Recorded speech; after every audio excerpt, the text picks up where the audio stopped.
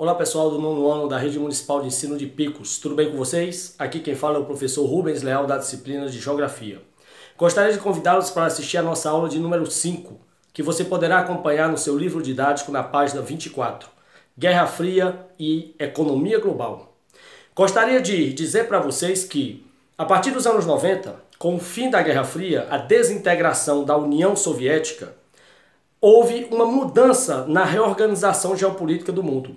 E aquela velha ordem bipolar ou maniqueísta da Guerra Fria, que o mundo estava dividido entre dois polos, o polo capitalista, liderado pelos Estados Unidos, e o polo socialista, liderado pela União Soviética, essa divisão bipolar ela foi substituída, a partir dos anos 90, por uma nova divisão, que é a que predomina até hoje. Hoje o mundo vive uma nova ordem multipolar, ou seja, o mundo hoje tem vários polos econômicos. Não existe uma hegemonia superior. Os Estados Unidos é a potência hegemônica, mas acompanhado de perto por grandes outras economias, como China, União Europeia, Japão, agora a ascensão da Índia. Então perceba que não há mais uma polarização econômica. O mundo está dividido numa nova ordem multipolar, com vários polos econômicos e rivais. Rivais do ponto de vista geopolítico e econômico, né? Existe, por exemplo, uma guerra fiscal hoje declarada entre Estados Unidos e China. O que é uma guerra fiscal, professor Rubens? Os dois países criando impostos para diminuir a compra um do outro, né? Já que se tratam das duas grandes potências, então a ideia é não alimentar a economia do outro. E a melhor forma é praticar uma guerra fiscal. Você vê por parte do governo americano a criação de regras, de impostos para diminuir a entrada de produtos chineses.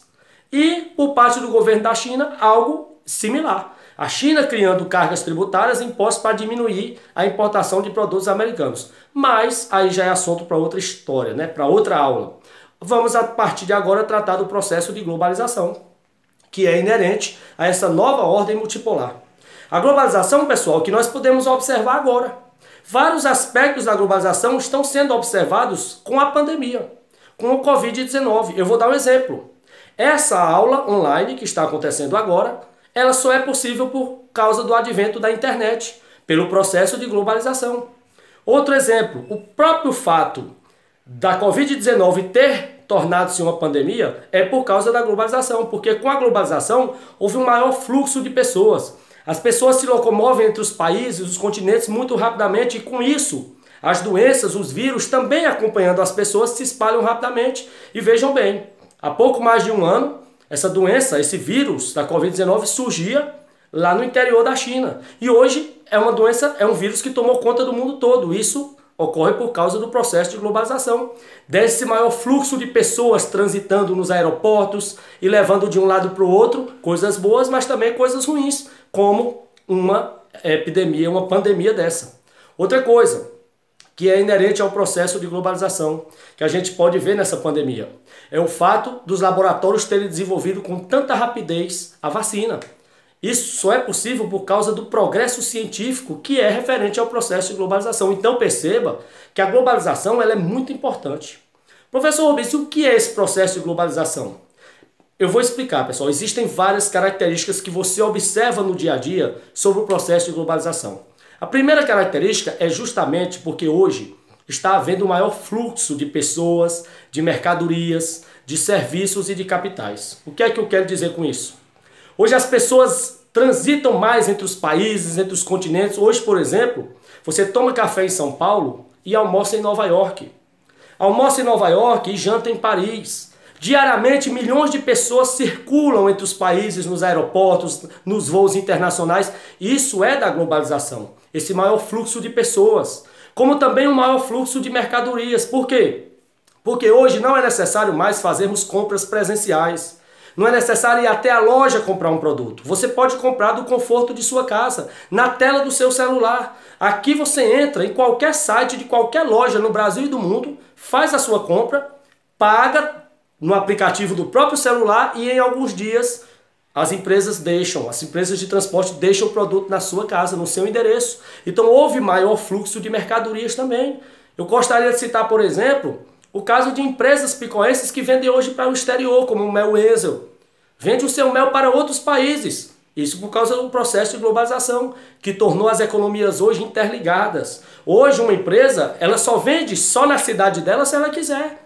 Hoje ela pode vender para o mundo todo. Eu vejo Petrolina e Juazeiro, eles vendem frutas tropicais para vários países do mundo. E esse negócio ele é fechado pela internet. Hoje o comércio ele é muito virtual. Há um maior fluxo de mercadorias por causa disso. Como há também um maior fluxo de capitais, de dinheiro, os dinheiros circulam mais entre os países e de serviços. Hoje, os estudantes podem geralmente fazer intercâmbio em outros países, isso é um serviço. Fazer tratamento de saúde em outros países, isso é um serviço. Então hoje, a globalização facilitou mais esse fluxo, tornou ele mais rápido, mais acelerado. Outra característica do processo de globalização é, sem dúvidas, a revolução técnico-científica. O mundo se transformou em vários aspectos. Eu vou dar exemplos, vou citar exemplos. O surgimento da informática, a própria internet, a robótica, a biotecnologia, que é a engenharia genética. Hoje em dia, laboratórios, por exemplo, os casais que têm problemas para ter filhos podem fazer inseminação artificial em laboratórios de genética. A transgenia, que é a produção de alimentos transgênicos. Hoje você consegue ir na feira livre de Picos e comprar uva sem semente. Isso é uva alterada em laboratório, é alimento transgênico. A zootecnia, que é a criação de animais de raça. Nessas feiras de exposição a gente vê muito. Touros de raça, cavalos de raça, bodes de raça, isso tudo feito através da zootecnia. Ou seja, ali é feito em laboratório. São modificações genéticas proporcionadas pelos estudos de laboratório. Isso é muito da globalização, essa tecnologia. As telecomunicações que hoje evoluíram com a TV a cabo, a internet, a telefonia móvel, que são os aparelhos celulares, todas essas transformações fazem parte da revolução técnico-científica, que deu um salto muito grande também na medicina, com o advento de vacinas, tratamentos complexos, curas de doenças que até pouco tempo atrás eram doenças mortais. Toda essa evolução da ciência diz respeito ao processo de globalização. Outra característica do processo é o surgimento de blocos econômicos regionais, que é o assunto da nossa próxima aula, quando os países se unem e criam blocos econômicos entre eles, para terem relações comerciais entre si, relações mais privilegiadas. O Brasil faz parte de um bloco econômico, o Mercosul, nós trataremos disso depois, mas a ideia dos países criarem blocos econômicos aumentou o comércio entre eles, a integração comercial se tornou maior. Hoje existem vários blocos econômicos, como a União Europeia, o Mercosul, a APEC, que é o Bloco do Pacífico, nós trataremos disso numa aula próxima. Outra característica do processo de globalização é a padronização dos hábitos de consumo. Hoje a gente gosta de chamar o mundo de aldeia global, ou seja, geralmente os produtos produzidos nos Estados Unidos, na Europa, no Japão, na China, são consumidos no mundo todo. Os mesmos produtos consumidos na Europa podem ser consumidos no Brasil, desde que você tenha poder aquisitivo, claro, para comprar, para adquirir. Mas essa ideia de aldeia global é a padronização dos hábitos de consumo, é a padronização das culturas. Um cinema sai em Hollywood hoje um filme, daqui a 15 dias o mundo todo está assistindo nas salas de cinema. É a padronização da cultura, do consumo.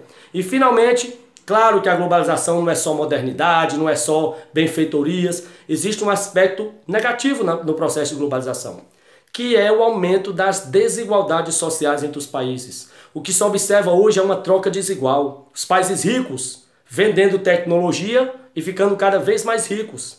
E os países pobres dependentes dessa tecnologia ficando cada vez mais pobres. Então, infelizmente, a globalização proporcionou um aumento das desigualdades entre os países. De modo que os ricos estão se tornando cada vez mais ricos e os pobres ficando cada vez mais pobres.